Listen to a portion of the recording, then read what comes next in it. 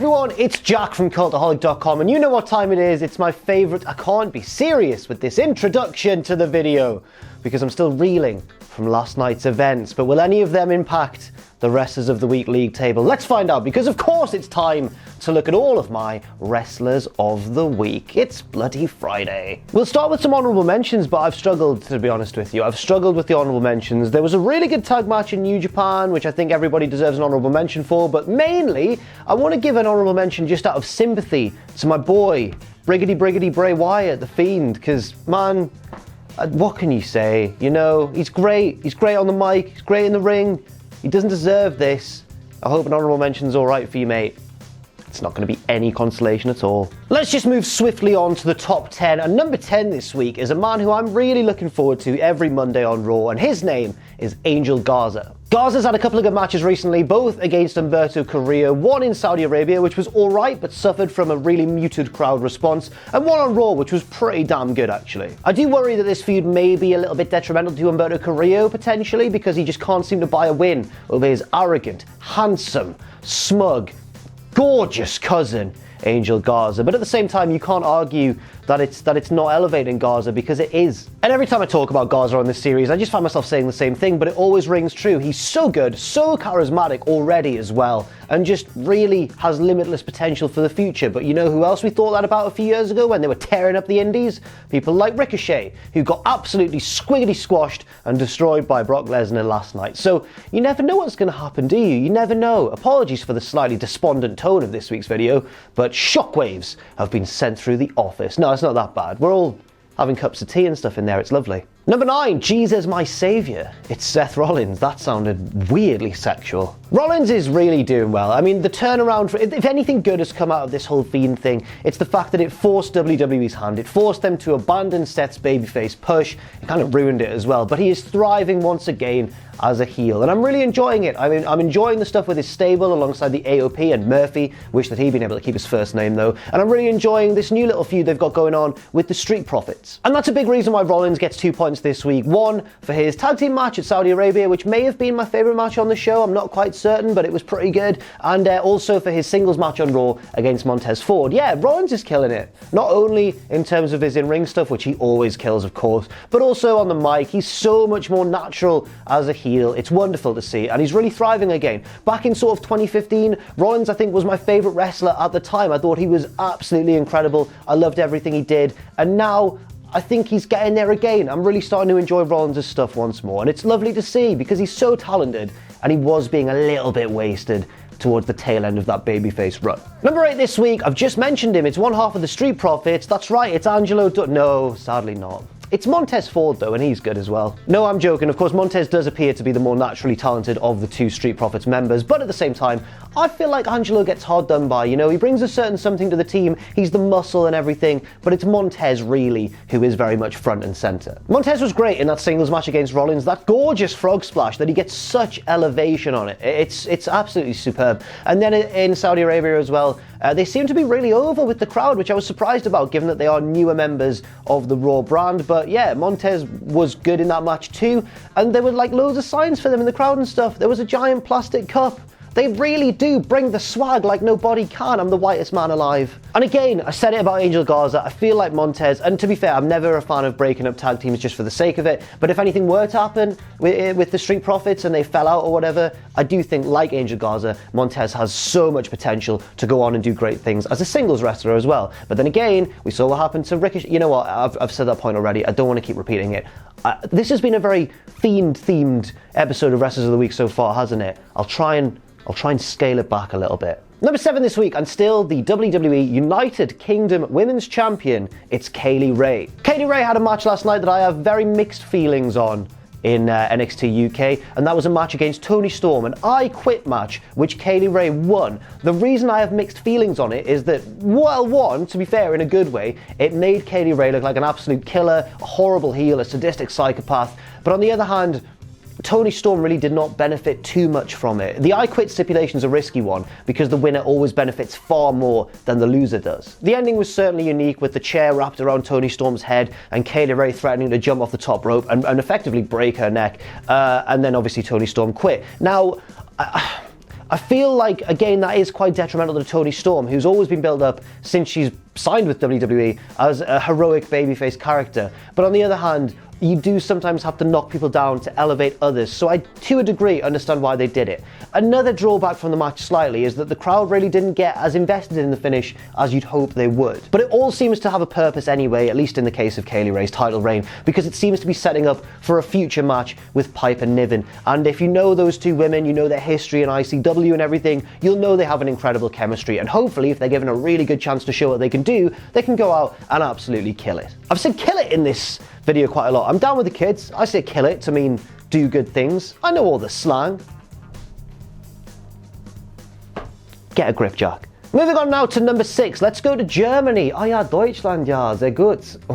That again was weirdly sexual. And we're going to talk about a man named Elia Draganov. Now, until very recently, Elia Draganov was very much at the top of WXW. He was like the main star, especially since Volta dedicated more time to WWE. But now you can kind of sense that that same thing's happening, where the big star is about to be leaving that promotion, or certainly not spending as much time there, and we need to replace that void with other stars. So Draganov had a match that was really, really good this week, but one that I think has reduced his standing in that promotion. That match was an unsanctioned match against David Starr, a kind of wild, out of control, crazy brawl, but one that was rooted in very good wrestling, because both Starr and Draganov are very, very good wrestlers. It's great to see Draganov do what he does, and I just do worry that WWE might not utilize him as well as he should be. But again, it's difficult with such a deep and crowded talent pool. I mean, I personally thought that Draganov was being built up as the man to defeat Volta and take that UK championship from him, just because he'd already done so in WXW, and that was a very effective storyline, and it might have done well with a WWE rebrand, a new WWE spin on it. But now I have doubts about that, purely because of what happened on NXT, the American NXT, with Finn Balor being set up as the next big challenger for Volta. Now, a lot of people seem to think that that'll lead to a match at, NXT UK TakeOver Dublin, with Balor in Ireland and potentially getting a big win over this big monster heel. And you can guarantee that if that happened, the crowd response would be absolutely electric, and it would possibly be the biggest moment in the short history of NXT UK. Now, that would be great, but then where does that leave Draganov? I may be looking far too far forward into the future here, but yeah, it's an intriguing situation, and I am quite excited to see how it develops. Next up, we're going to go over to Japan, over to DDT, and talk about a man who's moved his life over there and hopes to enjoy success in Japan, and it's really got off to a good start. His name, of course, is Chris Brooks. Now, DDT have done a very intriguing thing. First of all, I should mention it was a good match. It was between Brooks and Takeshita. They had a really good match for the new DDT Universal Championship. Now, when I say that DDT have done something interesting, it's because of this new title. Chris Brooks won the match and is the first ever DDT Universal Champion. And from what I understand, I think that that title is going to be sort of a touring belt. It's going to be defended in lots of different arenas, maybe in different promotions, I guess. And it's basically going to be a belt designed, I feel, to get exposure for the company outside of their regular fan base. And 100%, I think, they've done the right thing here in putting the belt on Chris Brooks. For a number of reasons, he is the right man for this job. I think, first and foremost, he's got quite a rabid social media following. He's got quite a lot of influence in that sphere. That's very clever.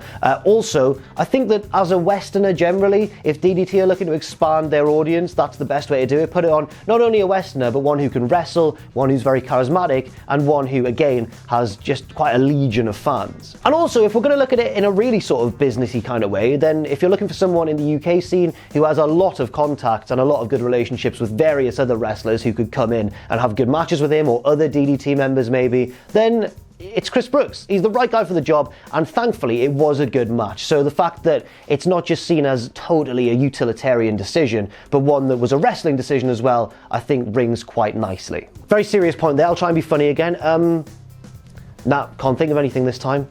Let's move on. Number 4. This man, I think it's fair to say, and I think you know who I'm talking about, was a legend in the 90s, top of his game, everybody loved him. Continued in the 2000s, everyone thought he was maybe a little bit past it, but he kind of still found success here and there, a few intense feuds and stuff. And then, in 2020, he's now the top champion of a certain promotion, and I think a lot of people may have first looked at this decision and thought that's a bad decision, he's way past it.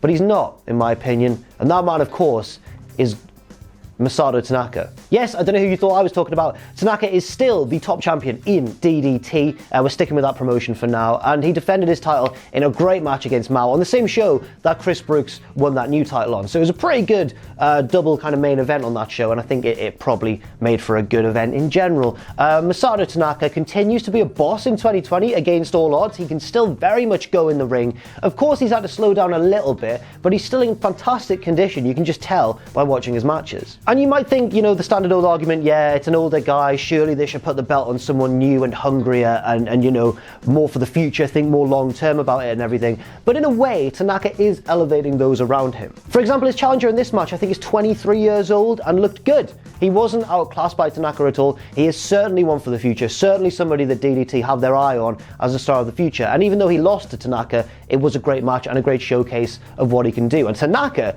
just continues to represent the company so superbly. He has been, and again, I feel shocked saying this, he has been one of the wrestlers of 2020 so far. So well done, Tanaka, mate. I'm blown away. I think he was Wrestler of the Week in week 1 this year as well, and I thought we're never going to see him on this league table again. His reign has been very, very good, and I am delighted that he continues to rack up the points. Number 3 this week, picking up 8 big pointer-roonies. We mentioned him earlier when we were talking about Germany and WXW, and his name is David Starr. Now, Starr has obviously positioned himself in a really unique way in the independent scene, with everybody being signed to WWE, everybody being signed to AEW, guys going over to Japan to try and build careers there. David Starr has really created an entirely new position for himself in the wrestling landscape. And that, of course, partly comes from his independent brand and everything, but it's backed up by incredible character work as well. And it differs from promotion to promotion. So there's always this theme of like fighting for independence, fighting for unionization in wrestling and all of that sort of stuff, which I personally do agree with. It's a very good cause. But in terms of just the wrestling, he's been really unique as a persona. He is a heel. I think he's a heel, but he's a heel who spits this rhetoric and kind of tries to get everybody on his side and tries to portray himself as the best guy, like, follow me, I am kind of, but you can tell he thinks he's amazing. And also will turn down title matches against imports because he's like, OTT does not deserve to have a champion who's an import, I refuse this match. And obviously it's a cowardly heel tactic because he's scared, but it works so well because he's so sanctimonious about it. He's playing this to perfection. But this week he was over in WXW where he's more of a good guy over there. And I think that he is being built up for a big match with Bobby Guns, which is probably going to be amazing. Bobby Guns is their ace, kind of. He's kind of the ace of WXW now that Volta's out of the picture and Dragonov's heading that way as well. But this week he had that match against Dragonov, David Starr, that unsanctioned match, and won. And even though he's got this really impressive amateur wrestling background, Starr really can excel as well in these hard-hitting brawls involving weapons and that sort of thing, and the fights spilling out of bounds and everything. I think, to be honest, he is more well-rounded than often he is given credit for. So this match was great. The upcoming feud with Bobby Guns, I don't honestly know too much about, but I think that could be really good. And with WXW's big weekend coming up, 16 karat gold, I think that, honestly, and Matthew's going as well, I hope he has a nice time. I think that, honestly, there could be a lot more points coming, not only in David Starr's direction, but various other members of the WXW roster. Number 2 this week, a man who was screwed on TNT, live on television on AEW Dynamite in that wonderful 30-minute Iron Man match. He is the bastard Jordi Pac. Now, if you didn't watch Graded this week, the reason that I said Pac was screwed was simply because the Young Bucks helped Kenny Omega back into the ring to beat a count out. That's not on at all. But all that aside, this was a brilliant match. A strong babyface heel dynamic. Kenny is the good guy that everybody wanted to win. Pac is the bad guy that everybody wanted to lose, apart from a small pocket in the northeast of England. We wanted him to win, but he didn't. And Pac was unbelievable, man. He's got such strength. I know he's like one of the best high flyers in world wrestling, but he's got such strength. That Falcon Arrow from the apron to the floor, absolutely superb. Like, just incredible stuff all the way through this match. The first half of it was just an excellent singles match. The second half, we saw a few more shenanigans with Pac deliberately getting DQ'd with the chair and then equaling things up 1-4-1 with the Black Arrow. And towards the end, the submission, the struggles between himself and Omega on the canvas. It was a wonderful wrestling match, and for me, easily the best match of the week. But I do have to think, what is next for Pac? We know what his next match is. It's that match at Revolution against Orange Cassidy, which should be hilarious and potentially a really good match as well. But what lies further in the future for Pac? Because I think that he was one of the top single stars in AEW, and this loss may have hurt him slightly. If I had to predict what's going to happen for him next, I reckon that Moxley will beat Jericho and become the new champion, and then Pac will go after him again, hungry for that title. But we'll have to just wait and see. But anyway, enough of all that. Let's get on to number one and my wrestler of the week. This week, it is Kenny Omega. There seem to be certain weeks in this series where, after a little while in the wilderness, Kenny Omega just comes back and reminds us all that he is an elite, no pun intended, level performer in the world of wrestling. For a while in sort of 2016, 2017, I thought Kenny Omega was the best, far and away, the best wrestler in the world. Obviously, since moving to AEW, he's taken a bit of a step back. There are less big showcase singles matches. He's not really been in the title scene very much since that first show in Las Vegas. So I think that's why he's picked up less points. But if he keeps putting on performances like this, we can't really deny him, can we? This match just reminded everybody what a boss Kenny Omega is.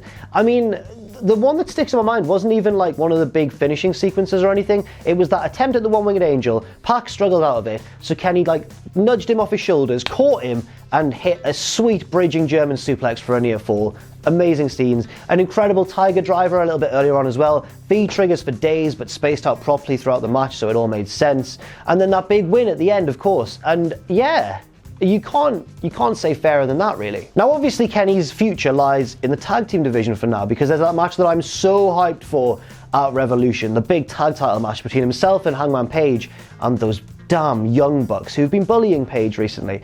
And regardless of what happens in that match, something's going to change for Kenny Omega. Either, he'll abandon his tag partner, or they'll win, but the conflict will continue to grow, or the Young Bucks will win and Hangman will, be betrayed, and Kenny might even join up with them and they might all turn heel. There are so many different avenues that this storyline can go in, and everybody in the storyline has been playing their roles to perfection. Hangman's been brilliant. Kenny's been not the most loyal tag partner in the world, I'll be honest with you. I'm not too impressed with you, Kenny. And the Young Bucks have been, in my view, really cocky and detestable, but some people seem to think they're the baby faces. It's all subjective, isn't it? It's all wrestling. So I'm really excited for that, but for now, well done to Kenny Omega. You are my wrestler of the week. Now, let's take a look at that lovely league table. And as we can see, there's a new leader. Masato Tanaka is back on top of Wrestlers of the Week in 2020. Bloody hell. Keeping Ospreay down in joint second place alongside Moxley. Yes. There we see Kenny Omega and Pac just below. Their points total has nudged them into a pretty impressive position on the Wrestlers of the Week league table. And even further down towards the bottom of the top 25, we see David Starr getting himself back into contention after 2 consecutive years finishing inside the top 25. Now, next week, of course, this could all change with AEW Revolution on Saturday night with a very impressive looking card. Come on, the wrestling. Thanks very much for watching, and let us know what you think in the comments section down below. You can follow Cultaholic on Twitter at Cultaholic and on Facebook at facebook.com/Cultaholic. If you enjoy what we do, then please do check out our Patreon, patreon.com/Cultaholic, where you can pledge. And don't forget, of course, most importantly of all, to hit subscribe and to join us.